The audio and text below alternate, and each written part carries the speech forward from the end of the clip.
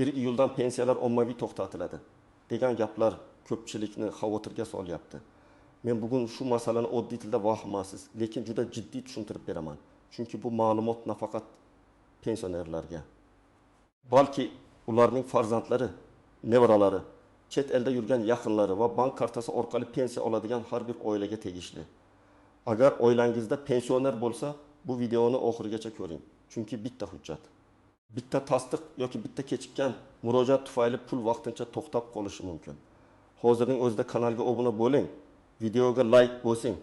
Chunki men bu kanalda pensiya, nafaqa, ijtimoiy to'lovlar va qonunchilikdagi o'zgarishlarni oddiy odam tushunadigan tilda tushuntirib boraman. Avvalo eng asosiy savolga javob beraman. 1 iyuldan hammaning pensiyasi bir varakayiga to'xtatiladimi? Yo'q. Bunday tushunish noto'g'ri. Ommaviy to'xtatish deganda ko'pchilik barcha pensionerlarning puli kesiladi deb o'ylayapti. Aslida gap pensiya tizimida nazorat kuchayishi, ayrim holatlarda pensiya to'lovini vaqtincha to'xtatib turish, ma'lumotlarni qayta tekshirish va pensionerning tirikligi, yashash joyi huquqi hujjatlari bo'yicha tasdiqlar talab qilinishi haqida ketadi. Oldin ko'p jarayonlar sekinroq, qog'oz hujjatlar orqali yoki mahalla, bank, pensiya bo'limi ma'lumotlari asosida yuritilgan. Masalan, pensioner bir tumanda yashab, keyin boshqa viloyatga ko'chib ketgan bo'lsa, ma'lumotlar darhol yangilanmasligi mumkin edi. Yoki odam uzoq vaqt bank kartasidan pul yechmagan, lekin pensiya hisoblanishda davom etgan. Yana bir holat, fuqaro chet elga chiqib ketgan, vafot etgan, yashash joyi o'zgargan. Nogironlik guruhi qayta ko'rikdan o'tmagan, lekin tizimda bu ma'lumot kechikib aks etgan. Shuning uchun davlat bunday to'lovlarni aniqroq nazorat qilishga harakat qiladi. Endi esa raqamlashtirish kuchaydi. Turli davlat idoralari ma'lumotlari bir-biri bilan solishtiriladi. FHDYO, migratsiya, bank, kadastr, tibbiy ijtimoiy ekspertiza, mahalla, soliq va pensiya jamg'armasi ma'lumotlari elektron shaklda tekshiriladi. Agar tizimda bir-biriga mos kelmaydigan ma'lumot chiqsa, pensiya darhol abadiy bekor qilinmaydi. Lekin tekshiruv uchun vaqtincha to'xtatilishi mumkin. Mana odamlar pensiyalar ommaviy to'xtatiladi deb aytayotgan masalaning asl ildizi shu. Men bu yerda juda muhim narsani ta'kidlayman. Pensiya bu odamning qonuniy huquqi. Agar siz pensiya olishga haqli bo'lsangiz, barcha hujjatlaringiz joyida bo'lsa, yashash holatingiz, shaxsingiz, bank hisobingiz va boshqa ma'lumotlaringiz to'g'ri bo'lsa, hech kim sizning pensiyangizni shunchaki olib qo'ya olmaydi. Lekin tizim sizdan tasdiq so'rasa va siz bunga e'tibor bermasangiz, to'lov vaqtincha ushlanib qolishi mumkin. Endi kimlar xavotir olishi kerak, kimlar esa ortiqcha vahimaga tushmasligi kerakligini birma-bir tushuntiraman. Birinchi guruh uzoq vaqt pensiyasini olmagan pensionerlar. Masalan, 2 yoshli otaxonning pensiyasi bank kartasiga tushadi. Farzandlari unga boshqa joydan yordam berib turadi. Otaxon esa kartadagi pulga 5-6 oy tegmaydi. Tizim buni shubhali holat sifatida ko'rishi mumkin. Chunki davlat uchun savol tug'iladi. Bu odam haqiqatan ham o'zi puldan foydalanyaptimi? Tirikmi? Boshqa joyga ko'chib ketmaganmi? Kartadan begona odam foydalanmayaptimi? Bunday vaziyatda pensiya to'lovi to'liq bekor qilinmaydi. Lekin pensioner yoki uning qonuniy vakili shaxsini tasdiqlash kerak bo'ladi. Ikkinchi guruh chet elda yashayotgan yoki uzoq muddat chet elda qolayotgan pensionerlar. Masalan, pensioner ayol Rossiyaga farzandlarnikiga 2 oyga ketgan. Pensiya esa O'zbekistondagi bank kartasiga tushishda davom etgan. Bu yerda ham tizim savol beradi. Fuqaro qayerda yashayapti? U pensiyani olish huquqini saqlab qolganmi? Hayot ekanini qanday tasdiqlaydi? Ba'zi holatlarda chet eldagi pensionerlar konsullik orqali yoki belgilangan tartibda hayot ekanligi haqida ma'lumot taqdim etish kerak bo'ladi. Agar bu qilinmasa, to'lov vaqtincha to'xtashi mumkin. Uchinchi guruh nogironlik pensiyasi yoki nafaqasi oluvchilar. Nogironlik doimiy bo'lishi mumkin, muddatli bo'lishi mumkin. Agar nogironlik guruhi muddatli belgilangan bo'lsa, odam qayta tibbiy ko'rikdan o'tishi shart. Masalan, fuqaroga 2 guruh nogironlik bir yilga berilgan. Muddat o'tdim uyida tugadi. U iyul oyida qayta ko'rikdan o'tmadi. Tizimda uning nogironlik maqomi davom etayotgani tasdiqlanmasa, nafaqa yoki pensiya vaqtincha to'xtatiladi. Bu jazolash emas, huquqni qayta tasdiqlash jarayoni. 4-guruh o'quvchisini yo'qotganlik pensiyasi oluvchilar. Bu yerda yosh, o'qish holati, oilaviy ahvol muhim. Masalan, ota vafotidan keyin 37 yoshli farzand boquvchisini yo'qotganlik pensiyasi oladi. U 15 yoshga to'ldi. Agar u kunduzgi ta'limda o'qiyotgan bo'lsa, ma'lum yoshgacha pensiya davom etishi mumkin. Lekin o'qiyotgani haqida ma'lumot taqdim etilmasa, to'lov to'xtashi ehtimoli bor. Yana bir misol, talaba o'qishni tashlab yubordi, lekin pensiya olayotgan bo'lsa, bu ham tekshiruvga tushadi. 5-guruh. Hujjatlarda nomuvofiqlik bor fuqarolar. Pasport yoki ID karta muddati, familiya o'zgarishi, tug'ilgan sana, yashash manzili, bank rekvizitlari, JSHR raqami, FDIO ma'lumotlari bir-biriga mos kelmasa, tizim to'lovini to'xtatib aniqlik kiritishni talab qilishi mumkin. Masalan, ayol turmushga chiqib familiyasini o'zgartirgan, lekin pensiya bo'limida eski familiya turibdi. Bank kartasi yangi familiyada, pensiya hujjati eski familiyada. Bunday mayda ko'ringan tafovut ham pul tushishida muammo chiqarishi mumkin. 6-guruh. Vafot etgan pensioner nomidan pul yechilishi ehtimoli bo'lgan holatlar. Bu juda nozik masala. Ba'zan pensioner vafot etadi, lekin oila a'zolari buni vaqtida rasmiy idoralarga bildirmaydi yoki bank kartasidan pul yechishda davom etadi. Davlat bunday holatlarni aniqlasa, ortiqcha to'langan summani qaytarishni talab qilishi mumkin. Men buni ochiq aytaman. Baribir bilishmaydi degan fikr hozirgi elektron tizimlar davrida juda xavfli. FDIOda o'lim qayd etilgandan keyin bu ma'lumot boshqa tizimlarga ham boradi. Kechikish bo'lishi mumkin, lekin oxir-oqibat aniqlanadi. Endi kimlar ortiqcha xavotir olmasligi kerak? Agar siz pensiyangizni muntazam olayotgan bo'lsangiz, bank kartangiz o'zingizda bo'lsa, ID kartangiz yoki pasportingiz amal qilayotgan bo'lsa, yashash manzilingiz to'g'ri bo'lsa, nogironlik yoki boshqa maqomingiz muddatsiz yoki vaqtida tasdiqlangan bo'lsa, sizga iyuldan pulingiz kesiladi deb qo'rqitsa, bunga darhol ishonmang. Sizning vazifangiz vahimaga tushish emas, ma'lumotlaringizni tekshirish. Keling, oddiy hayotiy misol bilan tushuntiraman.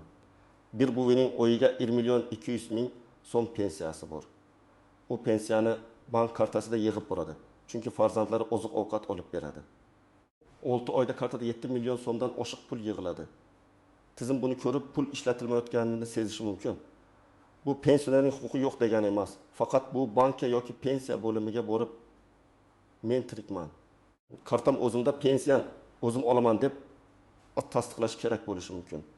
Agar bu yura olmasa, vakil, notarial ishonchnoma yoki uyga chaqirish tartibi bo'yicha masala hal qilish kerak. Yana bir misol. 63 yoshli erkak Qozog'istonga qizining uyiga ketgan. U yerda 10 oy qolgan.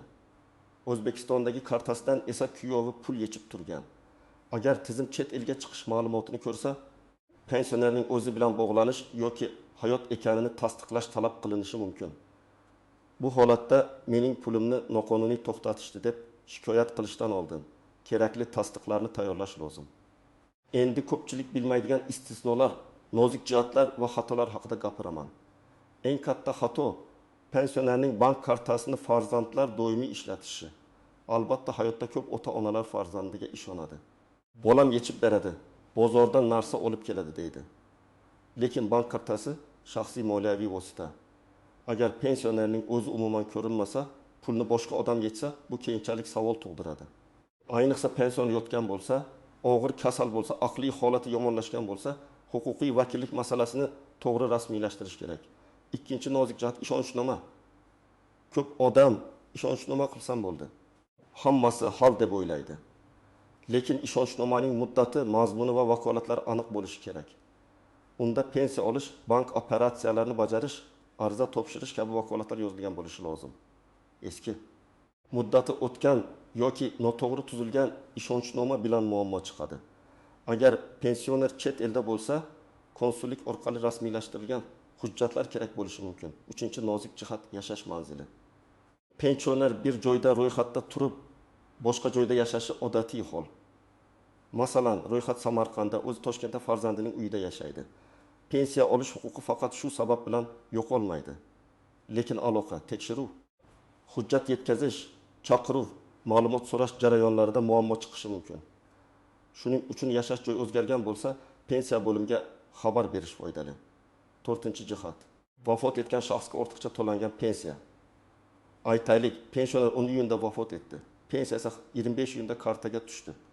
Bu yerda qaysi davr uchun to'lov qilingan, qaysi summa qonuniy, qaysi summa ortiqcha, Buni pensiya organi aniqlaydi. Oila a'zolari o'zboshimchalik bilan hamma pulni yechib olmasligi kerak. Keyin qarzdorlik chiqishi, hatto nizoli holat yuzaga kelishi mumkin. Eng to'g'ri yo'l vafot holati qayd qilingach pensiya bo'limiga murojaat qilish, dafn puli yoki boshqa qonuniy to'lovlar bor yo'qligini so'rash. 5-jihat.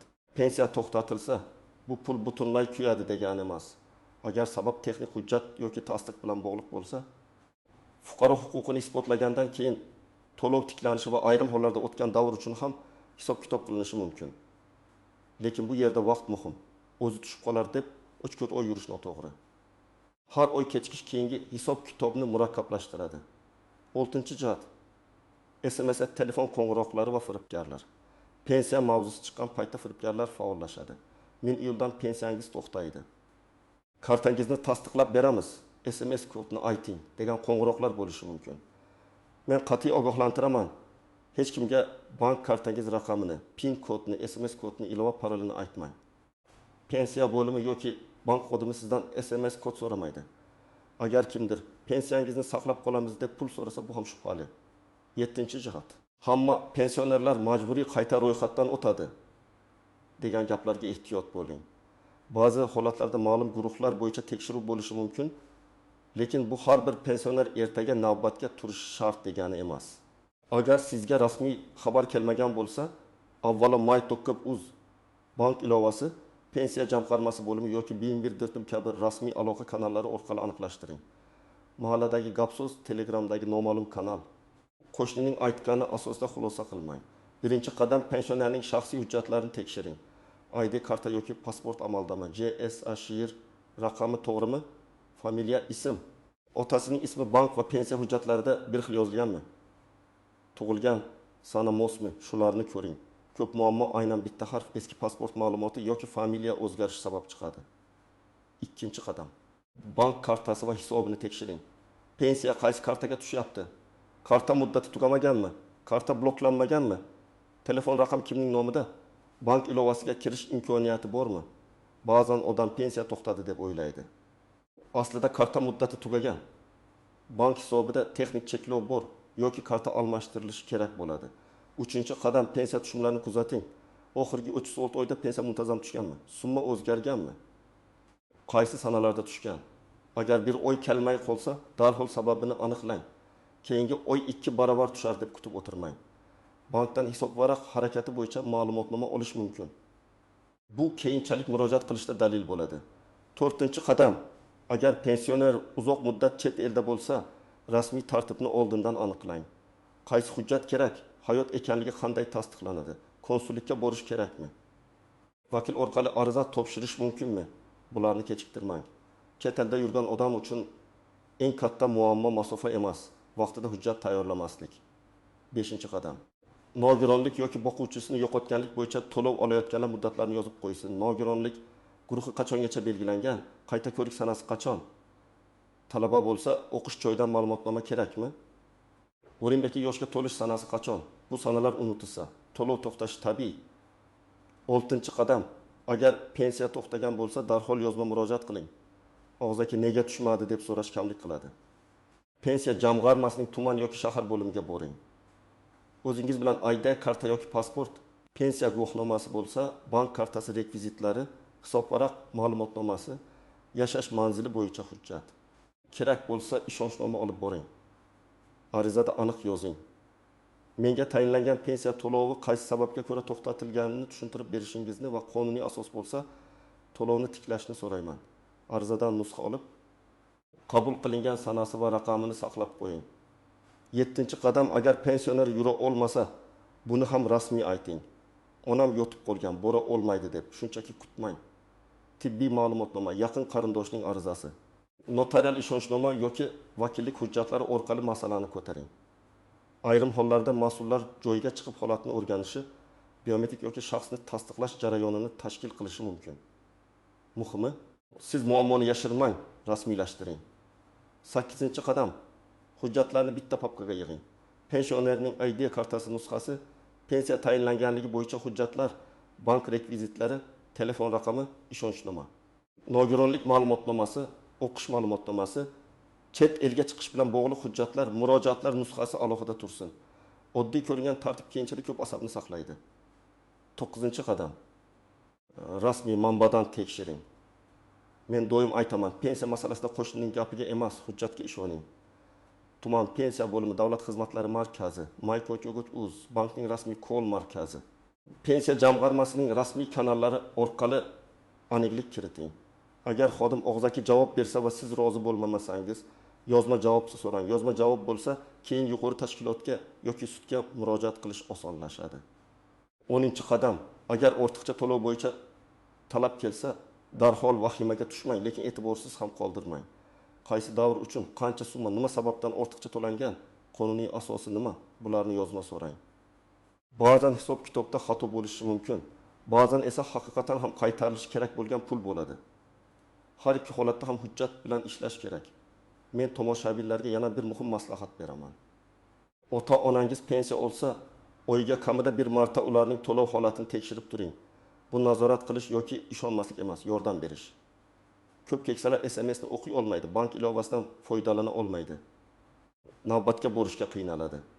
Farzand sifatida siz ularning huquqini himoya qilishingiz kerak. Lekin buni kartani o'zingiz ishlatib yuborish orqali emas, qonuniy va shaffof yordam orqali qiling. Agar siz pensioner bo'lsangiz, o'zingiz uchun oddiy qoida qiling. Pensiya tushganini tekshiring.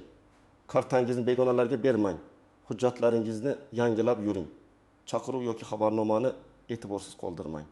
Agar sizga pensiyang to'xtaydi deyishsa, darhol qaysi qonun, qaysi sabab, qaysi hujjat kerak deb so'rang. Aniq sabab bo'lmasa, vahimaga berilmang.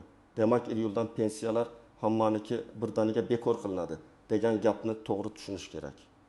Asosiy masala pensiya to'lovlarini nazorat qilish, shubhali yoki hujjati to'liq tasdiqlanmagan holatlarni tekshirish, pensionerning huquqini aniq ma'lumotlar asosida davom ettirishdir.